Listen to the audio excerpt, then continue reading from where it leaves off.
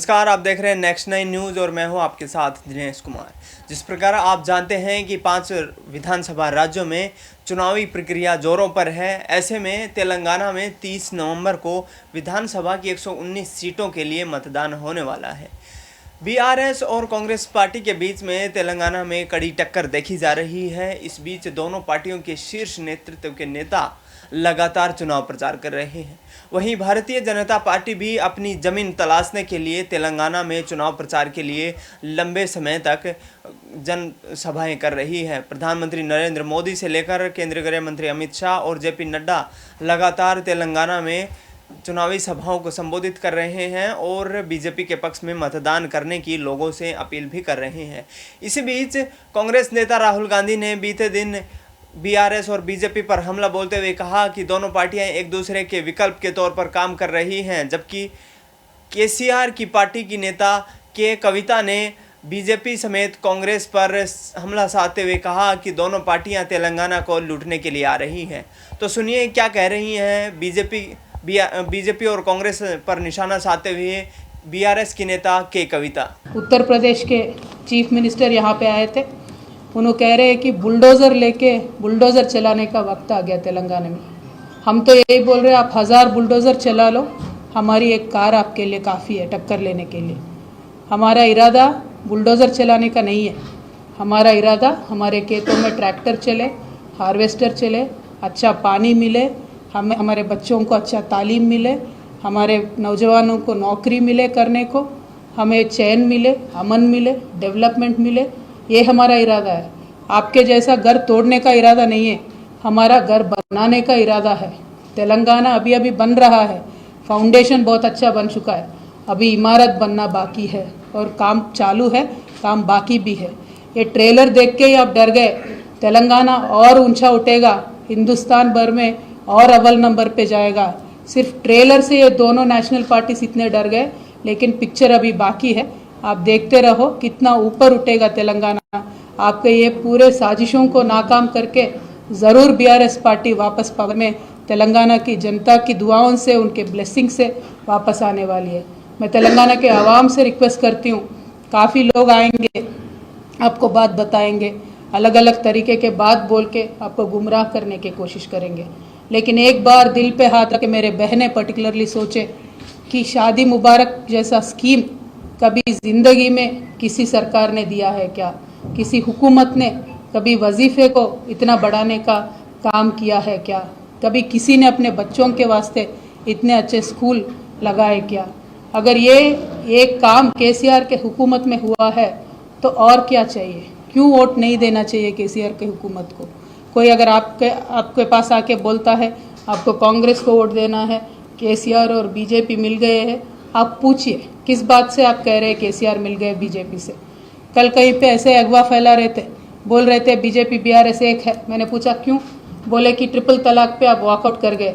मैं आज रिकॉर्ड में चैलेंज करके बोलती हूँ कांग्रेस के नेताओं को, ट्रिपल तलाक के बिल में कांग्रेस वॉकआउट करे नहीं करे वो बताइए आप। कांग्रेस भी वॉकआउट करी, बीआरएस भी वॉकआउट करी, तो बीआरएस का और बीजेपी का रिश्ता कैसा बनता? कांग्रेस का और बीजेपी का रिश्ता क्यों नहीं बनता? आप उल्टा सवाल कीजिए उनसे। जीएसटी का बिल है, कांग्रेस ने सपोर्ट किया नहीं किया बीजेपी की? आप पूछ लीजिए एक बार। तो ये सारे छोटे छोटे बातों को बतंगड़ बना के व्हाट्सएप में, सोशल मीडिया में अगवा फैला के आपको गुमराह करने की कोशिश हो रही है।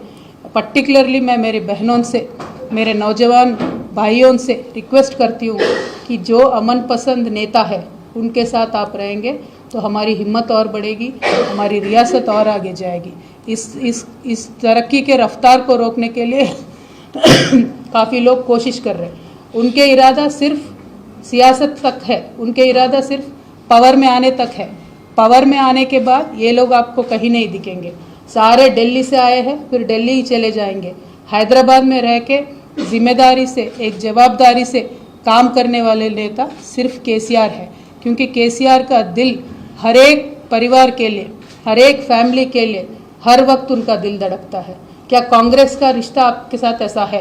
कांग्रेस 20 साल यहाँ पे हुकूमत करी, 55 साल हुकूमत करी, 11 बार आपने उनको मौका दिया। क्या पीने का पानी तक दे पाई आपको कांग्रेस? क्या बिजली दे पाई? क्या तालीम दे पाई? क्या दिया उन्होंने? दिया है तो सिर्फ दंगे दिए हमें, दिया है तो लगातार धोखा दिया कांग्रेस ने हमें, और ज़िंदगी भर ना भूलने वाली दर्द दिया है उन्होंने। तो ये छोड़ के बाकी जो अगुवाई ये लोग फैला रहे, इसमें आप ना आइए, मेरी आपसे रिक्वेस्ट है। काफ़ी सारे चीज़ें हैं कांग्रेस के बारे में बोलने के लिए, मेरी एक ही सेंटेंस में मुझे ख़त्म करना है। बीजेपी तो हमारा खुला दुश्मन है, लेकिन कांग्रेस छुपा दुश्मन है। वो सेक्युलरिज्म के आड़ में अलग अलग तरीके के काम करते हैं, जो हमारे फ्यूचर के लिए, हमारे बच्चों के लिए, हमारे रियासत के लिए अच्छा नहीं है। आपसे मेरा यही रिक्वेस्ट है कि आप जब वोट करने जाएंगे तो अपने आप के लिए वोट कीजिए। किसी को नेता बनाने को, किसी को सीएम बनाने के लिए ना कीजिए।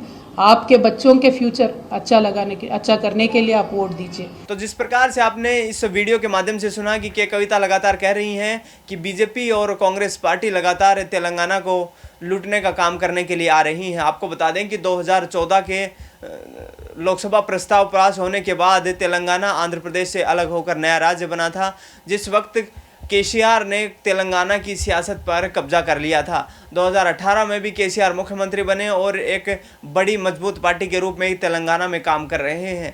वहीं के कविता ने हमला बोलते हुए कहा कि उत्तर प्रदेश के मुख्यमंत्री योगी आदित्यनाथ यहां चुनाव प्रचार के लिए आए थे। उन्होंने कहा था कि हम तेलंगाना में बुलडोजर चलाएंगे। ऐसे में वो तेलंगाना की जो फाउंडेशन है, जो विकास की, उसको बुलडोज़र के माध्यम से ध्वस्त करना चाहते हैं। ऐसे में मैं अपील करना चाहूँगी कि बीजेपी के किसी भी बहकावे में तेलंगाना के लोग ना आएं। वहीं कांग्रेस पर निशाना साधते हुए कहा कि धर्मनिरपेक्षता की आड़ लेकर कांग्रेस पार्टी देश में सांप्रदायिकता और हीन भावना की राजनीति कर रही है, जिसके कारण तेलंगाना का विकास कर पाना उनके लिए काफ़ी मुश्किल हो जाएगा। हमने तेलंगाना में सड़क से लेकर शिक्षा तक और रोजगार से लेकर किसानों तक सबको खुश रखने के लिए जन कल्याणकारी योजनाओं का जो है अनावरण किया है, और हर घर तक हमने जन कल्याणकारी योजनाओं के माध्यम से लोगों तक सुविधाएं पहुंचाई हैं। ऐसे में एक बार फिर से हम 2023 के इस चुनाव में सरकार बनाने जा रहे हैं। अतः मैं आपसे अपील करना चाहूँगी कि बीआरएस को ज़्यादा से ज़्यादा समर्थन दें और एक तेलंगाना के मजबूत भविष्य की नींव रखने का काम करें। तेलंगाना और देश दुनिया की तमाम बड़ी खबरों के लिए आप देखते रहिए नेक्स्ट 9 न्यूज़। नमस्कार।